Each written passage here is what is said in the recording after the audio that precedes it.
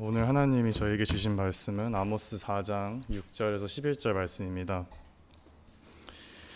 또 내가 너희 모든 성읍에서 너희 일을 한가하게 하며 너희 각처에서 양식이 떨어지게 하였으나 너희가 내게로 돌아오지 아니하였느니라. 이는 여호와의 말씀이니라. 또 추수하기 석 달 전에 내가 너희에게 비를 멈추어 어떤 성읍에는 내리고 어떤 성읍에는 내리지 않게 하였더니 땅 한 부분은 비를 얻고 한 부분은 비를 얻지 못하여 말랐음에 두세 성읍 사람이 어떤 성읍으로 비틀거리며 물을 마시러 가서 만족히 마시지 못하였으나 너희가 내게로 돌아오지 아니하였느니라. 이는 여호와의 말씀이니라. 내가 풍제와 깐부기 재앙으로 너희를 쳤으며 팥종이로 너희의 많은 동산과 포도원과 무화과 나무와 감람나무를 다 먹게 하였으나 너희가 내게로 돌아오지 아니하였느니라. 이는 여호와의 말씀이니라. 내가 너희 중에 연병이 임하게 하기를 애굽에서 한 것처럼 하였으며 칼로 너희 청년들을 죽였으며 너희 말들을 노력하게 하며 너희 진의 악취로 코를 찌르게 하였으나 너희가 내게로 돌아오지 아니하였느니라. 이는 여호와의 말씀이니라. 내가 너희 중에 성읍 무너뜨리기를 하나님 내가 소돔과 고모라를 무너뜨림 같이 하였으므로 너희가 불 붙는 가운데서 빼는 나무 조각같이 되었으나 너희가 내게로 돌아오지 아니하였느니라. 이는 여호와의 말씀이니라. 아멘.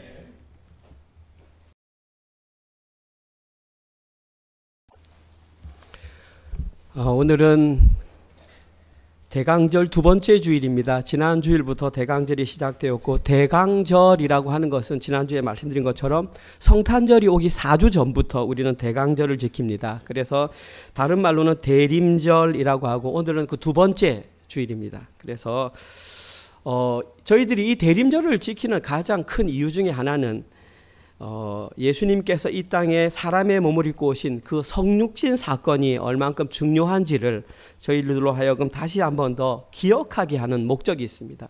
그리고 예수님께서 이 땅에 사람의 몸을 입고 오신 것이 진정으로 큰 기쁨임을 깨닫는 그러한 사건들이 될 수 있도록 대림절을 절기로 정해놓고 지키고 있습니다. 저희 교회도 그것을 따라서 첫 주, 둘째 주, 셋째 주, 넷째 주까지 계속해서 대림절에 관하여 저희들이 지킬 것입니다. 함께 동참하시고 예수님의 성육신 사건이 나와 진짜 관계가 있는지 그걸 한번 확인하셨으면 좋겠습니다. 저희들은 지난주 중반부터 다음 주일까지 2주 동안 걸쳐서 아모스라고 하는 말씀을 묵상하게 됩니다. 여기에 기록된 아모스라고 하는 뜻이 뭐냐 하면 짐을 지다, 짐을 짊어진 자, 이런 뜻입니다. 그리고 이 아모스는 지난주에 저희들이 묵상했던 호세아서와 마찬가지로 소선지서에 포함되어 있습니다. 소선지서는 당연히 구약 성경이고 12권으로 기록되어 있습니다. 그 중에 첫 번째 소선지서가 호세아고 아모스서는 세 번째 성경입니다. 여러 가지 많은 특징이 있겠지만 두 가지 특징을 잠깐 살펴보고 본문으로 들어가겠습니다. 첫 번째 특징은 호세아와 아모스의 공통점입니다. 두 가지 성경에는 두 가지의 공통점이 있습니다. 첫 번째 공통점은 두 성경이 동일한 시기에 기록되었다. 다시 말해서 1장 1절에 보면 여로보암 2세의 지진이 있기 2년 전이라고 나와 있는데, 호세아서도 마찬가지로 여로보암 2세 때 있었던 사건이고, 아모스도 마찬가지로 여로보암 2세 때 있었던 사건이다. 두 번째 공통점은 뭐냐 하면은 주제가 동일하다. 여호와께로 돌아오라. 호세아의 주제가 그거였다면 너무 쉽습니다. 아모스의 주제 역시 여호와께로 돌아오라. 이 두 가지가 공통점입니다. 그런데 또 재밌는 것은 두 개가 비슷한 주제가 있지만 확실한 차이점이 있습니다. 첫 번째 차이점이 뭐냐 하면 저자의 배경 출신입니다. 호세아는 어린 시절부터 선지자로서 교육을 받았고 선지자로서 자랐습니다. 그래서 그의 인생 자체가 선지자로 살고 선지자로 죽었습니다. 그런데 오늘 본문을 기록했던 이 아모스라고 하는 사람은 원래 선지자가 아니었습니다. 읽어보시면 알겠지만 1장에도 나와 있고 7장에도 나와 있는데 그의 원래 직업은 뽕나무를 치던 농부였습니다. 또 다른 성경에는 목자라고 나와 있습니다. 다시 말해서 이 아모스는 원래 선지자가 아니라 평범한 사람으로 살아가던 일반 사람이었는데 그에게 하나님의 말씀이 임해서 그가 선지자로 부름을 받았다. 첫 번째 특징입니다. 두 번째 차이점은 뭐냐 하면 선포의 형태가 좀 다릅니다. 호세아는 원래부터 선지자로 나고 자랐기 때문에 굉장히 논리적이고 차분하면서 정적으로 비유들을 들면서 우리는 하나님의 신부 호세아와 고멜의 비유를 들면서 정적으로 하나님의 말씀을 선포했다면, 아모스는 현실의 삶을 근거로 동적으로 선포합니다. 그래서 그의 내용들을 보면 조금 거칠고 굉장히 직선적입니다. 그래서 둘러서 표현을 하지 않고 바로 직설적으로 표현하는 그런 느낌이 있습니다. 이런 느낌들을 가지고 우리가 아모스를 묵상하게 된다면 조금 더 어떤 와닿는 것이 쉽지 않을까 싶습니다. 오늘 본문도 마찬가지입니다. 오늘 본문에도 아모스는 정의와 공의가 실현되어야 할 북이스라엘에 정의와 공의가 사라진 것을 안타까워하며 하나님께서 주신 7가지 경고의 메시지를 선포했습니다. 좀 전에 우리 명찬 형제가 읽었던 그 내용이 바로 7가지 하나님의 경고의 메시지입니다. 뿐만 아니라 오늘 본문 읽진 않았지만 오늘 본문에는 왜 그러한 경고의 메시지를 선포하셨는지 그 이유, 근거가 기록되어 있습니다. 따라서 저희들은 오늘 이 북이스라엘 향한 아모스의 경고가 우리와는 무슨 관계가 있는지, 그리고 우리가 그런 경고의 메시지의 대상자가 되지 않기 위해서는 어떠한 신앙생활을 해야 하는지 그것을 우리에게 알려주고 있습니다. 따라서 여기에 관한 어떤 중점을 두면서 설교를 들으면 설교가 나에게 좀 와닿지 않을까, 그런 생각을 합니다. 첫 번째 내용부터 살펴보겠습니다. 오늘 본문 첫 번째 내용은 경고의 7가지 내용입니다. 저는 개역 개정을 가지고 있는데 우리 명찬 형제가 읽었던 것은 좀 다른 버전의 성경인 것 같습니다. 너무나 감사합니다. 제가 다시 한번 더 오늘 본문 6절에서 11절을 읽어보겠습니다. 한번 여러분들은 이 내용을 들으면서 아모스가 의도적으로 무언가를 반복해서 말을 한다는 것을 여러분들이 좀 느꼈으면 좋겠습니다. 제가 6절에서 11절을 다시 한번 더 읽을 텐데 공통점을 한번 발견해 보시기 바랍니다. 읽겠습니다. 6절. 또 내가 너희 모든 성읍에서 너희 일을 깨끗하게 하며 너희 각 처소에서 양식이 떨어지게 하였으나 너희가 내게로 돌아오지 아니하였느니라 여호와의 말씀이니라. 또 추수하기 3달 전에 내가 너희에게 비를 멈추게 하여 어떤 성읍에는 내리고 어떤 성읍에는 내리지 않게 하였더니 땅 한 부분은 비를 얻고 땅 한 부분은 비를 얻지 못하여 말랐음에 두세 성읍 사람이 어떤 성읍으로 비틀거리며 물을 마시러 가서 만족하게 마시지 못하였으나 너희가 내게로 돌아오지 아니하였느니라 여호와의 말씀이니라. 내가 곡식을 마르게 하는 재앙과 깐부기 재앙으로 너희를 쳤으며 팥중이로 너희의 많은 동산과 포도원과 무화과 나무와 감난나무를 다 먹게 하였으나 너희가 내게로 돌아오지 아니하였느니라 여호와의 말씀이니라. 내가 너희 중에 전염병 보내기를 애굽에서 한 것처럼 하였으며 칼로 너희 청년들을 죽였으며 너희 말들을 오락하게 하며 너희 진영의 악취로 코를 찌르게 하였으나 너희가 내게로 돌아오지 아니하였느니라 여호와의 말씀이니라. 내가 너희 중에 성읍 무너뜨리기를 하나님이 내가 소돔과 고모라를 무너뜨림 같이 하였으므로 너희가 불붙는 가운데서 빼낸 나무조각 같이 되었으나 너희가 내게로 돌아오지 아니하였느니라 여호와의 말씀이니라. 혹시 발견하셨습니까? 어떤 문구가 계속해서 반복되고 있습니까? 너희는 내게로 돌아오지 아니하였느니라. 무려 5번이나 반복하고 있습니다. 어떤 문구가 끝날 때마다 너희는 내게로 돌아오지 아니하였느니라. 하나님의 경고입니다. 내가 이렇게 계속해서 알려주는데 왜 너희는 내게로 돌아오지 않느냐. 이것이 하고 싶은 핵심 요지입니다. 그러면 오늘 본문에 기록된 7가지 경고의 내용을 제가 간략하고 빠르게 한번 설명드리겠습니다. 첫 번째, 하나님께서 이들에게 내린 경고 혹은 징계의 메시지는 6절에 나와 있습니다. 기근입니다. 가장 대표적인 것이 저 말입니다. 하나님은 참으로 지혜로우신 분입니다. 보십시오. 너희 일을 깨끗하게 하며, 너희 일을 깨끗하게 한다는 것은 양치를 잘했단 말이 아니라 먹을 것이 없어서 무엇인가를 씹지 못해서 이 사이에 아무것도 끼지 못했다. 지금 너희들은 양식이 떨어져서 쫄쫄 굶고 있다. 첫 번째 경고, 너희에게 경고한다. 기근을 준다. 그런데 너희들은 내게 돌아오지 않았다. 하나님께서 허락하신 두 번째 경고는 다음 페이지, 가뭄입니다. 오늘 보면 특별히 추수하기 3달 전에 비를 안 내리겠다고 그랬는데 원어에 보면 이렇게 되어 있습니다. 3달 동안입니다.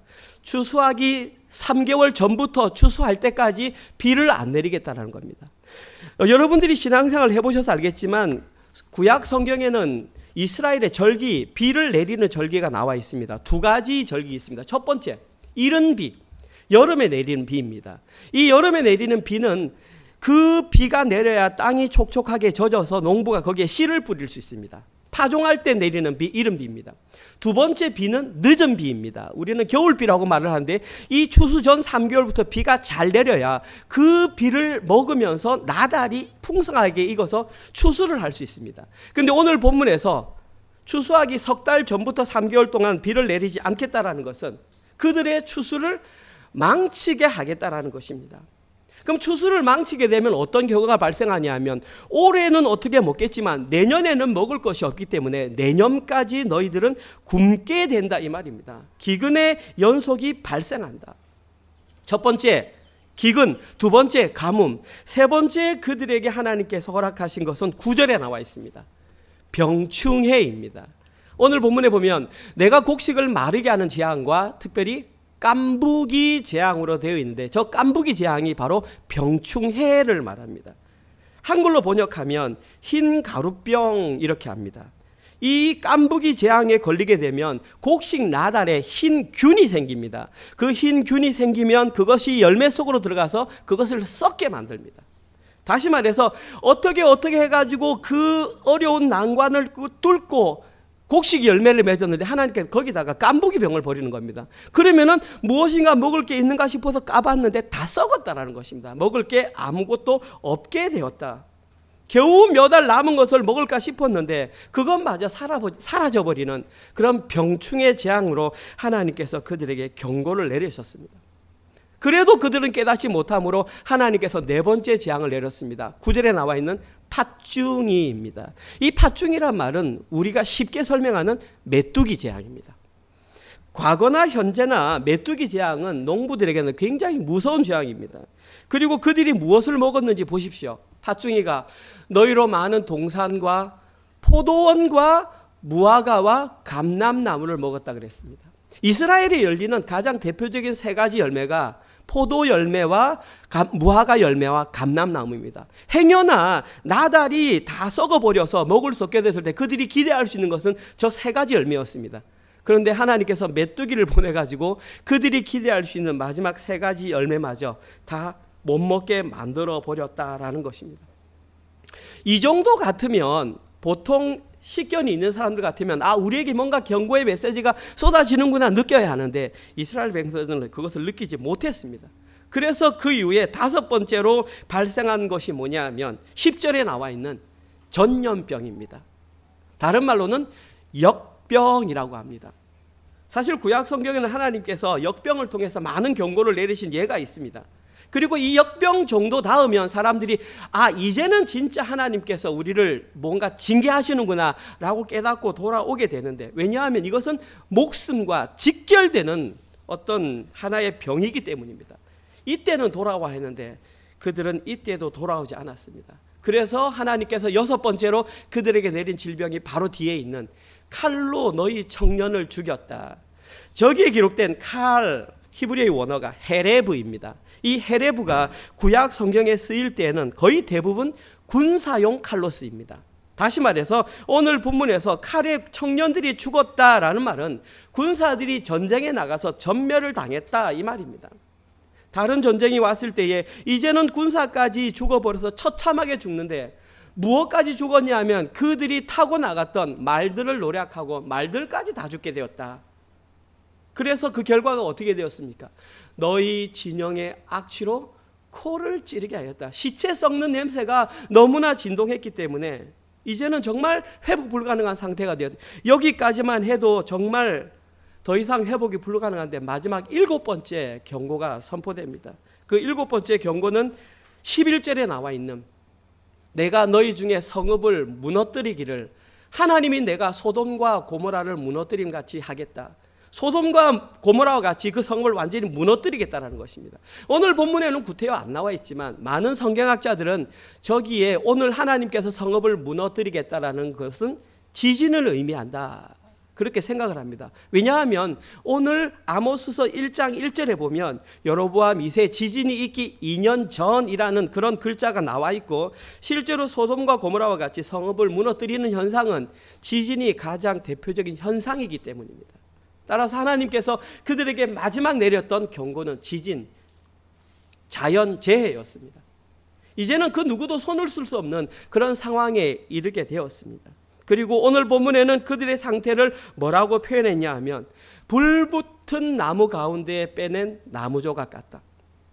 저희들은 호주에 살기 때문에 가끔 캠프파이어를 합니다. 그런데 캠프파이어를 하다 보면은 나무를 다 못 태우고 불을 꺼야 할 시기가 있습니다. 그때 우리는 물을 부어서 그 나무를 중간에 끝내버립니다. 그런데 생각해 보시면 그 불에 타서 빼내진, 물에 젖은 그 나무는 이제 더 이상 화목으로도 쓸 수 없고 무엇으로도 쓸 수 없는 전혀 쓸모없는 존재가 되었습니다. 바로 이스라엘 백성들이 하나님의 7가지 경고를 알아듣지 못했을 때에 그들의 상태가 어디에도 쓸 수 없는 쓸모없는 존재가 되었다. 하나님께서는 이스라엘의 모습을 이렇게 말씀하고 계셨습니다. 7가지 재앙을 알아듣지 못했던 그들에게 마지막 남아있는 것은 무엇이 남아있을까요? 우리가 일반적인 상식으로 생각해도 거기에 대해서 충분히 예측할 수 있습니다. 맞습니다. 그들에게 남아있는 마지막 유일한 옵션은 하나님의 심판밖에 없었습니다. 오늘 보면 12절, 13절 제가 읽어보겠습니다. 그러므로 이스라엘아, 내가 이와 같이 내게 행하리라. 내가 이것을 내게 행하리니 이스라엘아, 내 하나님 만나기를 준비하라. 보라, 산들을 지으며 바람을 창조하며 자기 뜻을 사람에게 보이며 아침을 어둡게 하며 땅의 높은 데를 밟는 이는 그의 이름이 만군의 하나님 여호와니라. 오늘 본문에서 하나님께서 심판의 모습을 의미한 단어는 설교 제목입니다. 12절에 너희는 하나님 만나기를 준비하라. 하나님 만나기를 준비하라. 우리는 만나면 주로 기쁩니다. 사람이 사람을 만났을 때는 안녕하세요, 잘 지내셨어요, 기쁨의 만남입니다. 그런데 하나님 만나기를 준비하라는 것은 결코 우리에게 일어나서는 안 되는 불행한 사건입니다. 왜냐하면 이때 하나님을 만나는 것은 심판의 주로 하나님을 만나기 때문입니다. 오늘 내용이 기록된 이유는 철저하게 이것입니다. 7가지 경고를 주신 것도 너희들이 저 상태까지 가면 안 된다.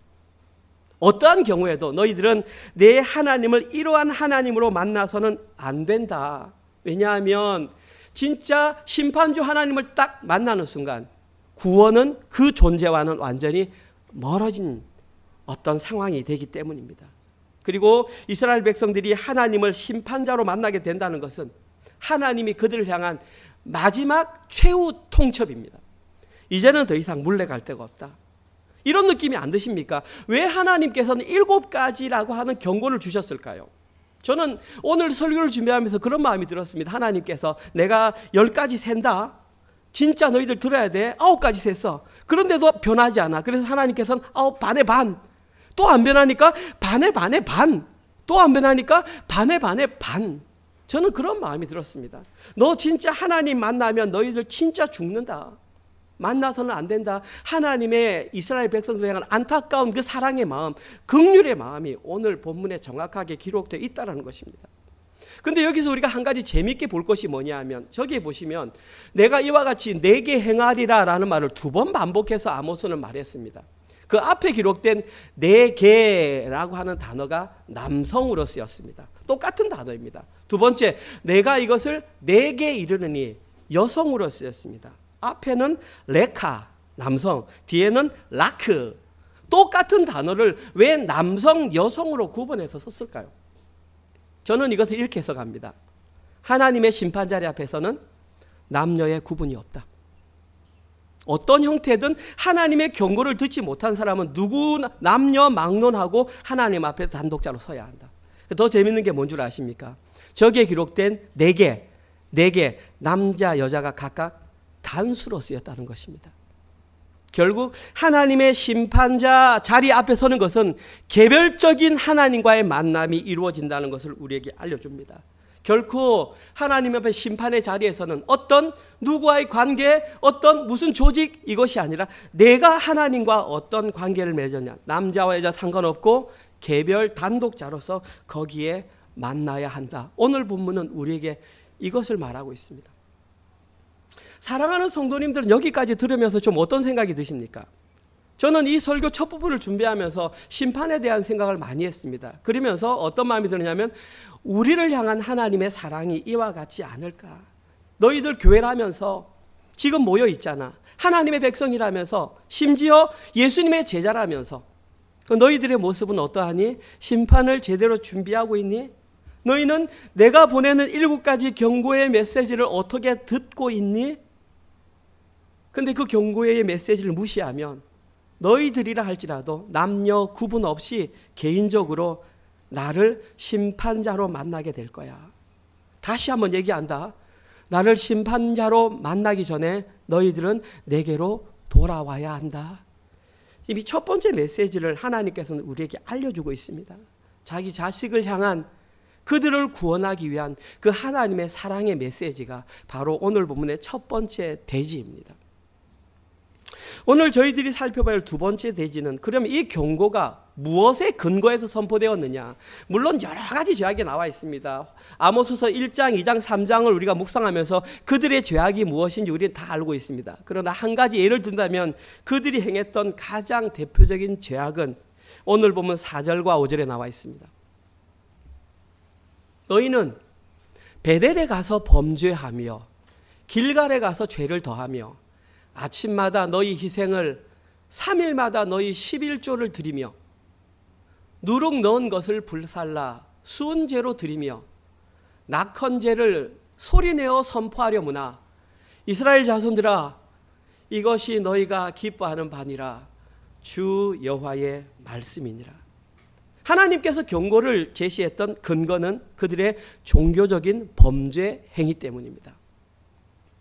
제가 서두에 말씀드린 것처럼 아모스서와 호세아서는 공통점이 많습니다. 지난주에도 저희들은 동일한 내용으로 책망을 받았습니다. 하나님께서 원하시는 것은 호세아 6장 6절 제사와 번제가 아니라 나는 인애와 하나님 아는 것을 원한다라고 명확하게 얘기했습니다. 그 설명을 들었을 때 돌아가지 못했던 이스라엘 백성들은 아모스를 통해서 똑같은 지금 지적을 받고 있는 것입니다. 그들이 종교 행위로 인해 범죄했던 그것으로 말미암아 그들은 이와 같은 경고의 메시지를 들었던 것입니다. 이 내용을 보다 잘 이해하기 위해서는 한 가지 사전적인 지식이 있어야 합니다. 그것이 뭐냐 하면 그 당시 이스라엘에 있었던 종교 제도를 조금 알 필요가 있습니다. 특별히 제사 제도. 우리는 레위기를 이미 묵상했기 때문에 이스라엘에 존재하는 5가지 제사가 무엇인지 알고 있습니다. 첫 번째가 번제입니다. 두 번째가 소제입니다. 세 번째가 화목제, 네 번째가 속죄제, 다섯 번째 속건제. 이게 알면 좋습니다. 뭐 외우라는 건 아닌데 이걸 알면 좋습니다. 첫 번째 번제가 뭐냐 하면 전부 태워드린다. 번트 오퍼링이라고 합니다. 전부 태워드린다. 소제가 뭐냐 하면 가루로 제사 드린다. 그레인 오퍼링입니다. 그 다음 세 번째 화목제가 뭐냐 하면 펠로우십 오퍼링입니다. 네 번째 속죄제가 뭐냐 하면 신 오퍼링입니다. 다섯 번째 속건제가 뭐냐 하면 guilt 오퍼링입니다. 영어 설명드리면 대충 그것이 무엇인지 알지 않습니까? 첫 번째 나오는 이 번제에 해당하는 것이 오늘 보면 4절에 나와 있는 것처럼 보입니다. 너희는 베델에 가서 범죄하여 길갈에 가서 죄를 다하며 보십시오. 아침마다 너희 희생을 이런 내용이 있습니다. 이것은 구약성경 율법에 보면 민수기서 28장 3절에서 4절에 나와 있는 내용과 비슷한 것처럼 보입니다. 민수기 28장 3절 또 그들에게 이르라 너희가 여호와께 드릴 화제는 이러하니 1년 되고 흠없는 수양을 매일 2마리씩 상번제로 드리되 어린 양 1마리는 아침에 드리고 어린 양 1마리는 해질 때에 드릴 것이요. 번제를 드리는데 민수기 레위기 규정은 뭐냐 하면 이것을 아침 저녁으로 2마리씩 드려라. 아침 저녁으로 일상적으로 레귤러하게 드려라. 그래서 상번제라고 되어 있습니다. 3절에 보시면 상번제, 레귤러한 번트 오퍼링이다. 이때 아까 말씀드렸듯이 번제라고 하는 그 히브리어 단어가 올라입니다. 자, 그러니까 오늘 본문에 너희들이 아침마다 너희 희생을 드리라. 여기에 희생이 올라로 기록되어 있으면 이것은 상번제가 맞습니다. 그런데 여기에 기록된 아침마다 너희 희생을 이라고 하는 이 단어는 제바흐입니다. 이 제바흐는 무슨 단어냐 하면 제바흐 쉘라밈은 화목제를 의미할 때 쓰는 것입니다. 그건 무엇을 말합니까? 너희는 가서 아침마다 너희 희생을 드리라는 것은 아침마다 무엇을 드린다는 것입니까? 화목제를 드린다는 것입니다. 율법에는 번제를 드리라고 되어 있는데 왜 이들은 거기에서 희생제사 화목제를 드렸던가요? 이것이 의미하는 것은 번제는 정규적으로 드렸습니다. 율법에 나와 있으니까. 뿐만 아니라 거기에 add, in addition to 더해서 거기에다가 화목제를 드렸던 것입니다. 다시 말해서 이들은 율법에 정해진 제사보다 훨씬 더한 제사를 드렸다. 오늘 본문은 그걸 말하고 있습니다. 더 놀라운 게 뭐냐 하면 보십시오. 그들은 3일마다 11조를 드렸습니다. 3일마다 11조를 드렸습니다. 그 율법에는 어떻게 되어 있을까요? 신명기 14장 22절과 28절에는 11조의 규정을 이렇게 말하고 있습니다. 먼저 22절. 너는 마땅히 매년 토지 소산의 11조를 들을 것이며 매년이니까 레위기 규정에 율법된 11조는 1년에 한 번입니다. 매년 토지 소산의 11조를 드려라. 그리고 두 번째 정해진 것이 28절. 뿐만 아니라 매 3년 끝에 그의 소산의 10분의 1을 다 내어 내 성읍에 해라. 이것을 우리는 제2의 11조라고 합니다. 자, 정규적인 11조는 1년에 한 번. 왜냐하면 그 당시는 농경사회이기 때문에 추수를 해야 걷는 게 있고 그것을 하나님께 11조 드렸기 때문에 1년에 한 번 드리는 게 맞습니다. 율법의 규정입니다. 두 번째, 매 3년 끝에 드리라고 하는 것은 제가 안 적었지만 29절에 뭐라고 하냐면 레위인과 고아와 가부와 객을 위해서 11조를 따로 드려라 그랬습니다. 지금으로 말하면 구제헌금입니다. 이것이 율법에 규정된 11조의 규정입니다. 그런데 오늘 본문에 돌아가 보십시오. 이들은 11조를 며칠마다 드렸냐면 3일마다 드렸습니다. 1년에 한 번 드리라고 하는 11조를 혹은 3년에 한 번 드리라고 하는 11조를 이들은 3일마다 드렸습니다. 얼마나 열심히 그들이 제사를 드렸는지 여기에 명확하게 나와 있습니다. 이들의 종교적인 열심은 아무도 따라갈 수 없습니다. 이게 끝이 아닙니다. 다음 절에 보십시오. 그들은 뭘 드렸냐 하면 수은제라고 하는 걸 드렸고요. 낙헌제라고 하는 것을 드렸어요. 먼저 수은제가 뭐냐 하면 땡스 오퍼링입니다. 낙헌제가 뭐냐 하면 프리윌 오퍼링입니다. 땡스 오퍼링은 말 그대로 감사했을 때 받을 숫자, 은혜 은자, 은혜에 감사해서 드리는 제사, 수은제. 낙헌제, 즐겁게 헌신하다, 즐겁게 헌신하여 드리는 제사. 이 두 가지 모두 어디에 포함되냐면 화목제에 포함됩니다. 그러니까 이들은 수시로 수은제와 낙헌제, 화목제를 엄청나게 드렸습니다. 재밌는 게 뭐냐 하면 보십시오. 수은제를 드릴 때에 누룩 넣은 것을 들었습니다. 하나님께서 제사를 드릴 때 넣지 말라고 한 것이 두 가지가 있습니다. 첫 번째, 제사에는 절대 꿀을 넣지 마라. 두 번째, 제사에는 누룩을 넣지 마라. 꿀도 맛있고 누룩도 맛있단 말입니다. 넣지 마라. 왜냐하면 먹을 것이 아니고 너희들이 그 쓴나물과 함께 먹었을 때에 나와 함께 출애굽했던 것에 대한 기억에 대한 의미로 드리라고 했는데 이들은 거기다가 누룩을 싹 넣어버렸어요. 왜냐하면 자기들이 먹을 거기 때문에. 두 번째, 화목제를 드릴 때는 율법에 뭐라고 돼 있냐면 모든 사람을 불러서 그날 하루에 잡았던 고기를 먹으라 그랬습니다. 만약에 어떤 사람이 소의 화목제를 드렸다. 그러면 뒷다리를 빼고 그걸 제사장에게 바친 이후에 나머지 고기를 하루 저녁에 다 먹어야 돼요. 여러분, 소 한 마리를 하루 저녁에 다 먹으려면 얼마나 많은 사람이 동원돼야 되겠습니까? 이 옷을 다 불러와야 됩니다. 그리고 조용히 그들과 먹어야 되는데 오늘 본문에는 소리내어 선포하며 먹었다는 것입니다. 나 낙헌제 드린다. 나 화목제 드린다. 나팔을 불었다라는 것입니다. 결국 무슨 말이냐면 이러한 제사는 하나님을 위한 제사가 아니라 너희가 기뻐하는 제사다. 하나님께서는 당연히 이런 제사를 받지 않으십니다. 이것은 하나님 앞에 제사가 아니라 악한 범죄였습니다. 그래서 4절에 아모스가 이렇게 선포했습니다. 거칠게 너희는 베델에 가서 범죄해라. 은유법입니다. 제사 드리는데 그거 다 범죄야. 길갈에 가서 죄를 더해라. 아무리 많이 제사 드려봐 너희가 하는 것은 다 죄야. 저는 이 설교를 준비하면서 한 가지 의문점이 들었습니다. 그러면 이들은 어디서 재물이 나서 3일에 한 번씩 11조를 들었을까요? 농사를 지으면 1년에 한 번 11조를 드리는데 3일에 한 번씩 도대체 어떻게 11조를 드렸을까? 그 해답이 아모스 4장 1절에 이렇게 나와 있더라고요. 사마리아의 산에 있는 바산의 암소들아, 그 당시 존재하는 왕족들, 귀족들의 여인들을 비유한 말입니다. 암소들아, 이 말을 들어라. 너희는 힘없는 자를 학대하며 가난한 자를 압제하여 가장하게 이르기를 술을 가져다가 우리를 마시게 하라 하는도다. 이 여인들은 남편의 힘을 의지해서 그걸 가지고 가난한 자들에게 가서 압제하고 뭡니까? 힘없는 자들을 학대해서 그 재물을 3일마다 재산을 다 탈취해 오니까 11조 할 수 있는 게 3일마다 생겼던 것입니다.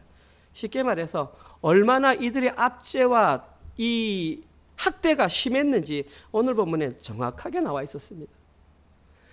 자기를 위한 제사도 받지 않으시는 하나님께서 다른 사람을 압제하고 다른 사람을 착취한 그 제사를 하나님께서 받으시겠냐라는 것입니다. 그러함에도 불구하고 이스라엘 백성들은 7가지 경고를 통해서 너희들 제사 잘못됐어, 아니야, 돌아와 라고 말함에도 불구하고 그들은 하나님의 뜻을 전혀 깨닫지 못했습니다. 자, 그러면 이 시점에 하나님께서는 과연 어떤 제사를 원할까? 우리는 한 번쯤은 확인할 필요가 있습니다. 그러면 과연 하나님께서 원하시는 제사는 무엇일까? 시편 51편 17절에 이렇게 표현하고 있습니다. 참고로 말씀드리면 시편 51편은 다윗이 지은 시고 다윗이 밧세바와 간음을 한 이후에 선지자 나단의 질책을 받고 지은 시가 시편 51편입니다. 다윗이 선포합니다. 하나님께서 구하는 제사는 상한 심령이라. 하나님이여, 상하고 통회하는 마음을 주께서 멸시하지 아니하시리이다. 다시 한번 읽겠습니다. 하나님께서 구하시는 제사는 상한 심령이라. 하나님이여, 상하고 통회하는 마음을 주께서 멸시하지 아니하시리이다. 다윗은 하나님께서 원하는 제사는 수많은 죄물로 압제와 탈취의 결과물로 가져온 과도한 제사가 아니라 구원의 즐거움을 잃지 않으려는 상한 심령임을 정확하게 알고 있었습니다. 다윗은 자기가 드리는 그 수많은 제사의 행위가 구원과 연결되어 있지 않다는 것을 정확하게 알았습니다. 오히려 상한 심령으로 하나님께 나아가서 자기의 솔직한 자기의 상태를 드러내는 그것을 하나님께서 기뻐하신다는 것을 명확하게 알고 있었습니다. 여기에서 저희들은 한 가지 의문을 가질 수 있습니다. 그러면 그들이 드리는 과도한 제사를 받지 않으시고 다윗은 말하기를 상한 심령으로 드리면 된다 그랬으니까 우리가 드리는 이런 제사의 행위는 없어도 되는 건가? 라는 의문을 가져도 되지 않겠습니까? 여러분 생각은 어떻습니까? 차라리 그렇게 할 것 같으면 제사 자체를 없애는 것이 좋지 않겠습니까? 성경은 이렇게 말하고 있습니다. 예수님이 이렇게 대답하신 적이 있습니다. 마태복음 23장 23절. 화 있을진저 외식하는 서기관들과 바리새인들이여, 그들이 한 행위를 보십시오. 너희가 박하와 밭 뒷밭에서 자기가 키운 박하를 말합니다. 회향과 근처의 채소입니다. 11조는 들이되, 다시 말해서 그 당시 바리새인들은 자기들이 어떤 수익이든지 하나의 수익만 생기면 그걸 11조로 다 갖다 바쳤습니다. 오늘 본문에 등장하는 이스라엘 백성들과 같이. 그런데 율법에 더 중한 바 정의와 긍휼과 믿음은 버렸도다. 그렇게 철저하게 율법을 지켰던 그들이 정의와 긍휼과 믿음은 버렸다고 했습니다.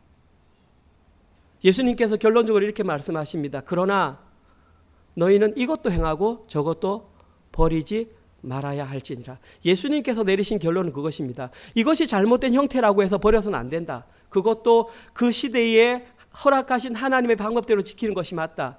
그러나 더 중요한 것이 뭐냐 하면 정의와 긍휼과 믿음을 버리지 않고 지키는 것이 중요하다. 이것이 예수님께서 말씀하신 결론입니다. 오늘을 살아가는 우리에게 적용한다면 이렇게 말할 수 있습니다. 하나님께서 원하신 예배는 형식도 중요하다. 그러나 내용이 더 중요한 것을 잊지 말라. 이런 차원에서 저희 교회 은혜로 장로교회는 말씀을 중심으로 하는 개혁주의 교회를 세워져 가고 있습니다. 그래서 이 더운 날 저는 강단에 서기 위해서 양복을 입고 넥타이를 메고 와이셔츠를 입고 섰습니다. 왜냐하면 저는 예수님께서 말씀하신 그것을 그대로 지키려고 하기 때문입니다. 그리고 이러한 전통은 청교도들로부터 온 전통입니다. 여러분들도 같이 지켰으면 좋겠습니다. 교회 올 때에 자기가 일주일 동안 준비했던 새 옷은 아니지만 조금 정돈된 옷으로, 그런 마음으로 부탁드리지만 슬리퍼 질질 끌고 교회 오면 안 됩니다. 저는 그렇게 생각합니다. 그리고 그렇게 가르치고 싶습니다. 특별히 이 단 위에 올라오시는 분들은 여기에 대한 어떤 조금 준비들이 갖추어져야 한다. 저는 그렇게 생각합니다. 뿐만 아니라 더 중요한 것은 정의와 긍휼과 믿음을 버리지 않는 것입니다. 그 당시 유대인들만 그런 것이 아니라 예수님 당시의 유대인도 이와 같은 잘못을 동일하게 했습니다. 북이스라엘 백성들은 형식은 과도하게 지키면서 내용은 과감히 버렸듯이 예수님 당시의 바리새인들도 형식은 과도하게 지켰지만 내용을 버림으로 말미암아 하나님께 예수님으로부터 듣지 못할 참혹한 욕을 들었습니다. 마태복음 23장 30절. 제가 잘못했나 봅니다. 죄송합니다. 이 내용입니다. 뱀들아, 독사의 새끼들아, 너희가 어떻게 지옥의 판결을 피하겠느냐. 아마 이것을 못 보게 하기 위해서 좀 잘못된 것 같습니다.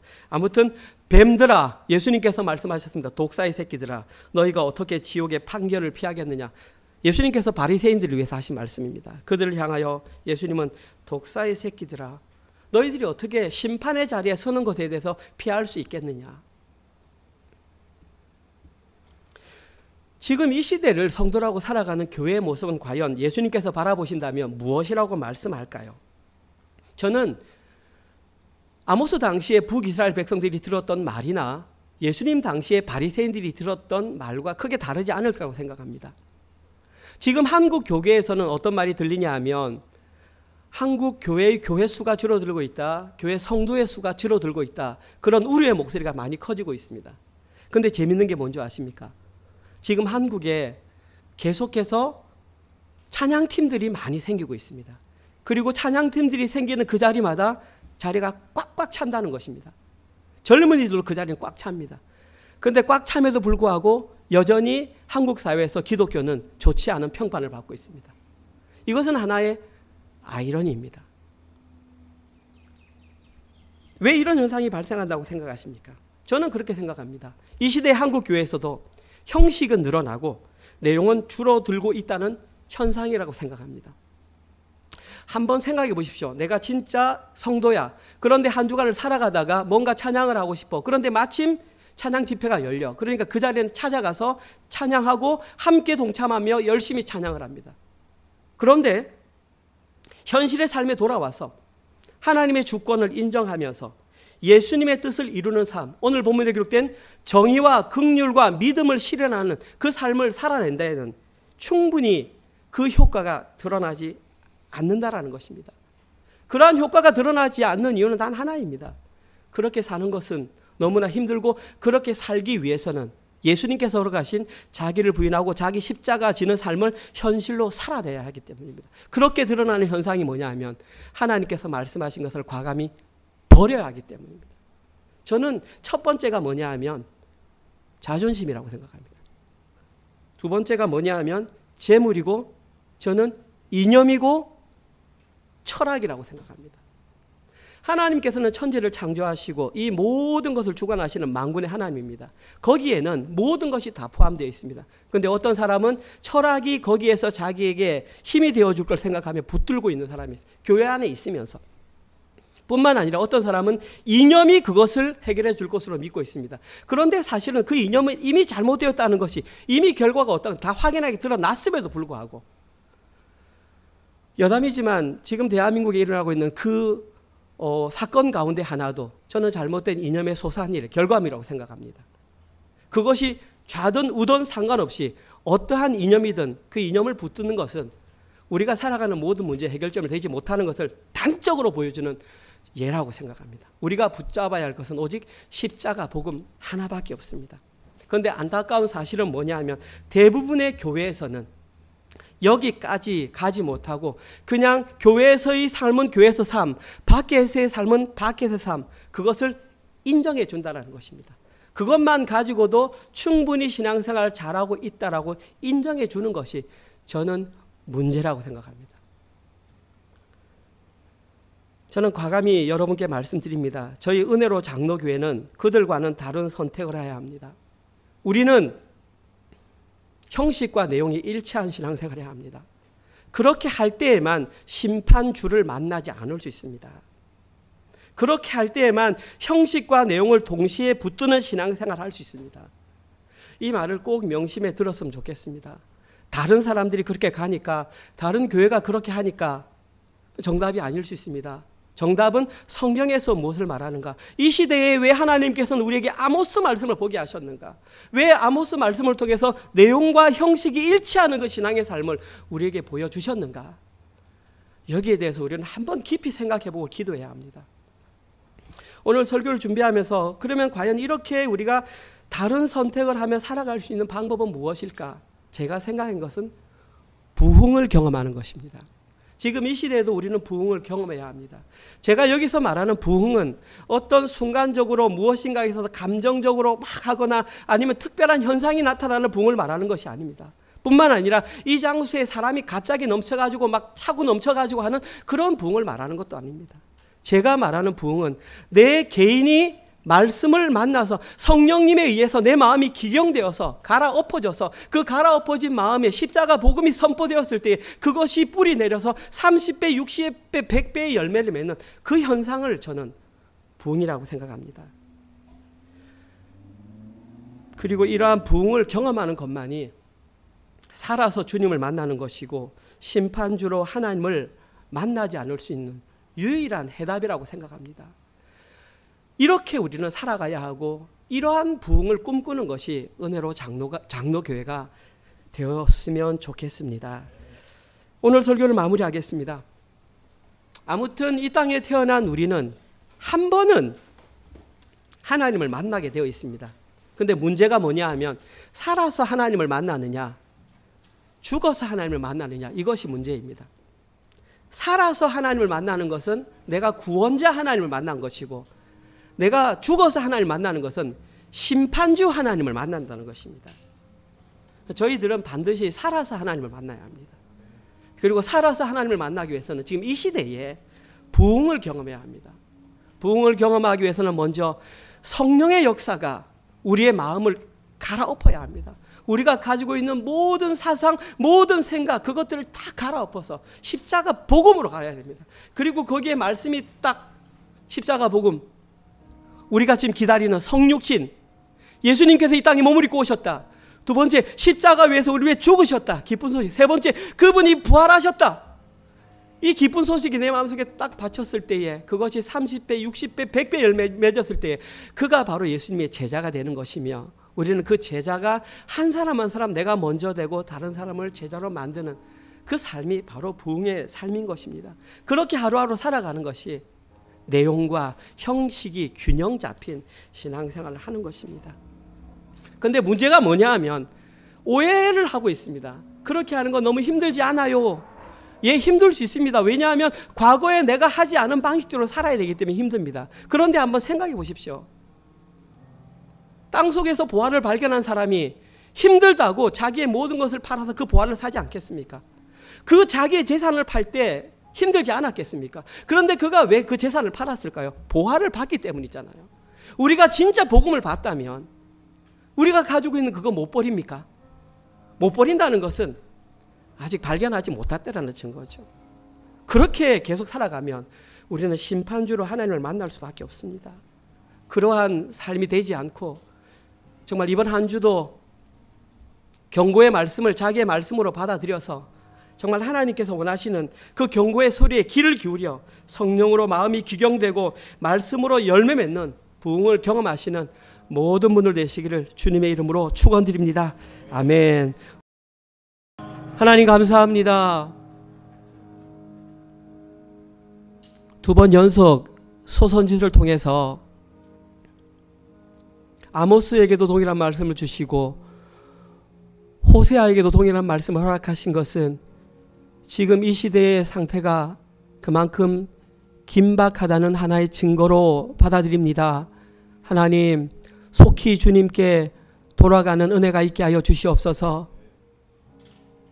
내가 가지고 있는 세상을 향했던 모든 마음들이 기경되게 하시고 그 자리에 십자가 복음이 선포되어 30배, 60배, 100배의 열매를 경험하는 우리 성도들 되게 허락하여 주시옵소서. 우리를 미혹하는 잘못된 생각들 가운데에 자유하게 하여 주시옵소서. 그렇게 걸어가는 것은 힘든 일이다. 그렇게 걸어가는 사람은 별로 없다. 너가 왜 그 길을 걸어가려고 하느냐라고 하는 사탄의 속삭임에 넘어가지 말게 하시고, 우리는 진짜 보화를 발견한 사람답게 우리가 가진 모든 것을 다 팔아서 그 보화를 살 수 있는 그런 지혜로운 자가 될 수 있도록 은혜 허락하여 주시옵소서. 그러한 마음으로 하나님께서 저희들에게 허락하셨던 직장과 사업지를 통하여 벌어들인 수입을 하나님께 11조와 주정헌금과 감사헌금으로 하나님께 올려드렸습니다. 하나님, 이 헌금은 우리가 드린 물질이 아니라 하나님을 향한 신앙의 고백이며 우리의 생명값입니다. 하나님, 이것을 통해 오직 하나님 나라 확장을 위해서만 사용될 수 있도록 은혜 허락하여 주시옵소서. 이제는 우리 주 예수 그리스도의 은혜와 하나님의 사랑하심과 성령님의 위로교통 감화 깨닫게 하심이 하나님께서 말씀하시는 경고의 소리를 깨닫고 우리의 현실의 삶을 통해서 형식과 내용의 균형 잡힌 신앙의 삶을 살아가기로 결단하는 사랑하는 은혜교회 모든 성도들 머리 위에와 지금 이 시간에도 세계 곳곳에 흩어져서 자신의 목숨을 내어놓고 복음을 증거하는 사랑하는 선교사님들과 그들의 사역과 그들의 자녀들 머리 위에 영원토록 함께 있을지어다. 아멘.